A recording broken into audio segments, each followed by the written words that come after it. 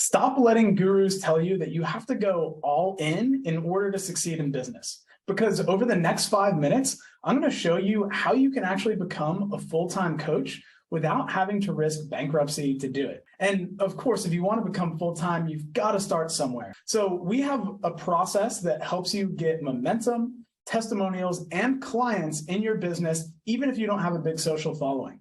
And if you'd like to get access to that process, just type Launchpad below the video and I'll get that over to you, my treat. So before we dive into the content, just really quick introduction, who I am. I'm Matt Walrath, the founder of Beyond Macros, a nutrition coaching company that served over 1,000 clients. We had 6 nutrition coaches and RDs on staff. And now I help coaches just like you build your own nutrition coaching offer online, whether you're a PT, a health coach, or you just want to do nutrition coaching.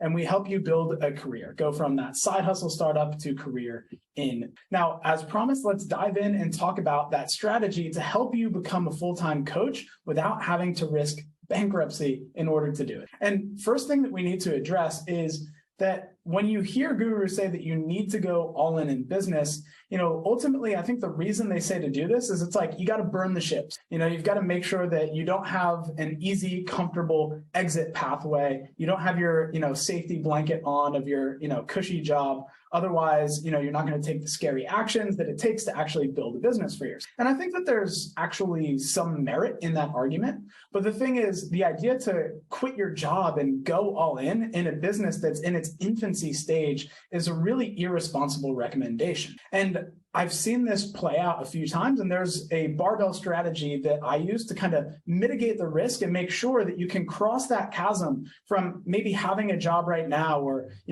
maybe you don't have a job and you're being supported by your spouse, whatever it happens to be, how to cross the chasm from where you're at today to actually having a career where you're earning a full-time income as a coach. And one of the things that's really important is that you do have a bit of safety and reliability. And I know that's kind of counter to what I said before. Having safety and reliability might mean that you don't take the scary actions. And the thing is, you have to commit with your heart and commit with your soul to going all in your business. That way you actually have the motivation, you have that wind behind your sails to actually go all in and do the scary things that will build. But if you quit your job, then that just puts you in a position where now you potentially are quite desperate. When you get on sales calls, you're quite desperate for clients. If it's do or die, if you don't make it work, then maybe you don't eat.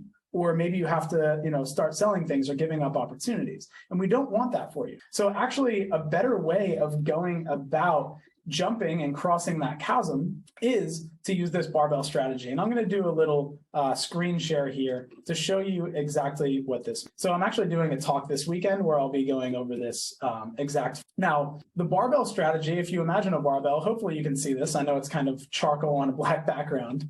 But we want one side of our barbell where we have a reliable, low or no risk side of the equation. So for most of us coaches, it's having a reliable income source. Now, for me, when I was trying to make things work, originally getting into the fitness industry, I couldn't get that many CrossFit classes to coach. I didn't have that many PT clients.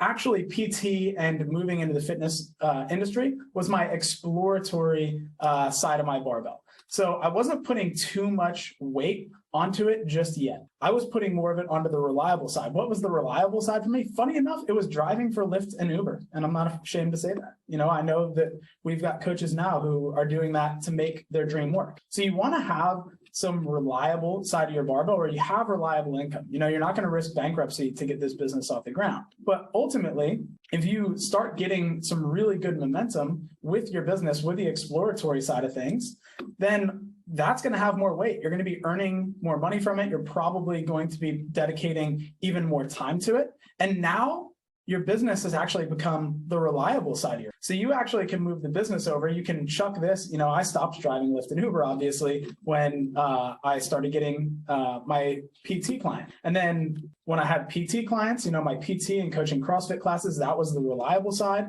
And now the exploratory side was my nutrition coaching business. And then eventually my nutrition coaching business, the income from that exceeded my PT and my reliable income. So that became my reliable income. And then all of a sudden it's like, boom, my nutrition coaching business is here. And I started actually exploring investing. So the reason that this is a risk mitigation strategy is, let's say that your business, it doesn't work right away. You don't get the momentum that you expected right away. Well, if that's the case, you can just reallocate some resources, or you've got a reliable income. So really, like, your expenses are covered by your reliable income. Awesome. You know, it doesn't put you in a position where now you have to decide whether or not to eat. And now you can just put a little bit of weight from the reliable side, you know, maybe a little money that you invest in the mentor, into ads, into a traffic source, into maybe some new skills or education. And now you're still exploring the upside area. You've given yourself a nice little cushion. And by always having that reliable thing, you actually don't risk going into a situation where it's really hairy and you're desperate. I actually had a friend who is an artist, and when he quit his job as an architect to go all in on art, he actually said that he lost his creativity because he ended up taking on a lot of commission pieces where people said, can you make this for me? And he felt like, I needed to make money from my art business. So he was always taking on things that didn't inspire him.